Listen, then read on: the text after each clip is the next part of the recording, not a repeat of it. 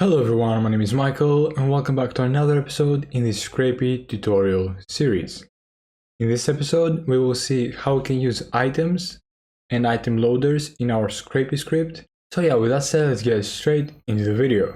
Now, when web scraping with Scrapy, proxies are a must.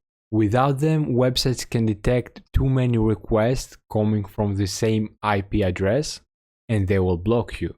That's why using a good proxy provider like NodeMaven, which is the sponsor of this video, is key, and they offer over 95% clean proxies, helping you avoid detection. Now, the only reason I recommend NodeMaven is because I use it for my own projects and for my client projects, and I only be using NodeMaven for months now, and that's why I partner with them. It's the only proxy provider I trust and I suggest for everyone. Plus, they let you choose between residential and mobile proxies and even specify details like your country for more precise scrapping. Start using reliable proxies by using the link down in the description, and when you go on your checkout, make sure you click apply coupon here and type Michael to get 2 extra gigabytes at checkout. Now, I'll be covering in a future episode how we can use proxies with Scrapy, so make sure you stay tuned for that. So first of all, let's talk about Scrapy items. Now, think of Scrapy items like as structured containers for your scraped data, kind of like schemas or models for your database. And as you know, so far we are scraping the quote, the author, and the tags. So this is basically our schema or our item. Okay, so let's create this class, call it quote item, scrapy.item as a parameter. And then as you'll see, we will create a quote, author, and tags. Now this is it. This class defines the quote, the author, and the tags. It basically, all it does, it helps you keep your data consistent and well structured. Why bother using items instead of plain dictionaries like we have done here? Because items gives you a structure, better code readability, and it works seamlessly with item loaders, which I'll show you right now. Now let's move on to item loaders. These are like helpers that fill your items with data while also cleaning and transforming that data at the same time. Item loaders let you separate the parsing logic from data cleaning logic. That means cleaner spiders, like cleaner code, and reusable cleaning pipelines. So let's use them in practice. So let's go back on our code. And what we want to do here is define some modifications we want to do with our data. Let's say we want our tags. You see the tags we scrape here. Let's say we want them to be uppercase. So we'll go here, define a function that turns them to uppercase, which is very simple. And then we will go here. And first of all, we want to import, as you'll see, let's go back on the documentation. Now as you'll see, there is a thing called input and output processors. And if we scroll down, you can see some examples here. As you will see, there is 3 things you can use: TakeFirst, MapCompose, and join. And MapCompose basically runs multiple functions on each value.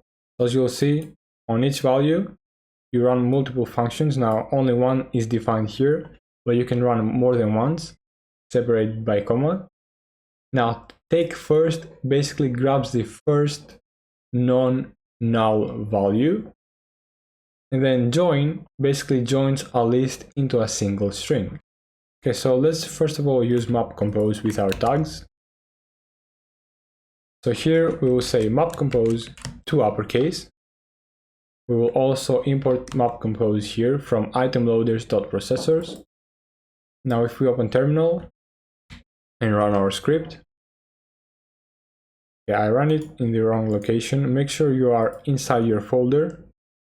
So cd tutorial, run again. There we go. And there we go. As you'll see, our tags are in uppercase. Perfect. Now let's say that instead of saving this into an array, let's say I want them to be comma separated into a string. We can also do that using the join processor. So I can import join here, I can go here, and I can say join by comma. And then if I run this again, so I should clear the old results, run this again. There we go. So as you'll see, instead they are an array, but only one string, and each tag is comma separated. Okay, now as you saw, we had an issue with our codes.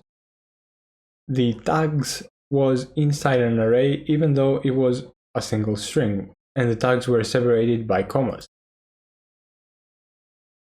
So what we can do in that case is define default input and output processors. So if we go back, as you'll see, you can define a default output processor, and by default you will take the first value in the array.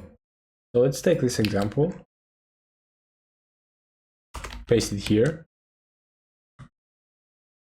Let's also import TakeFirst, and let's run our code again. And as you'll see, this time it got the first element in the array, same for the author. You can also do this directly within your item definition as well. So let's go ahead and do that. So let's copy this, import it to our item definition. And what we can do is go to tags and take this and put it to our input processor like so. And then on our output processor, join them. This is basically doing the same thing. As you'll see, this second parameter is always the input processor, and then the output processor here is the third parameter. Now let's copy this, move it to here, and let's remove this from here. This way our quote item is reusable. And there we go. So as you'll see, here's our tags separated by commas and uppercase. Perfect. Now sometimes you want to reuse the same logic across multiple spiders for the item loader. So that's where custom item loaders come in. So what we can do is go to our items.py again. Now you probably want to create multiple files. For example, you can move to a separate file your custom loader logic, but for now I'll keep them here. So what you can do now is import item loader, and then let's create our custom loader here. So we'll say class quote item loader, and we want to define this logic here. That way this is reusable. And then we can go back on our code, remove this, and also import quote item loader. And then we will replace this code with quote item loader instead of item loader, the default item loader. We'll replace it with our custom item loader. Now if we run the code again, it should work exactly the same way. There we go. You got the first element from the array and also worked with the uppercase. Perfect. Now if you want to debug your script, all you have to do is define the item here, like so, and just print the item. And while this is running, it will also print the values it's getting. Here it is. Now, a few best practices to keep in mind. Make sure you define the processing logic inside item classes, not your spider. So this is what we learned in this video. We define the processing in our quote items. And also make sure you use custom item loaders so you don't repeat your code. So if we ever want to, by default, take the first element, or we want to do more stuff here, then make sure you define your loader as so. So yeah, that's mostly it for item loaders. You can check the documentation as well for more details, but that's mostly it. So yeah, I hope you enjoyed this video. I'll leave the documentation down in the description. In the next videos, I'll be going through the next basic concepts for Scrapy. So yeah, with that said, see you in the next video. Goodbye.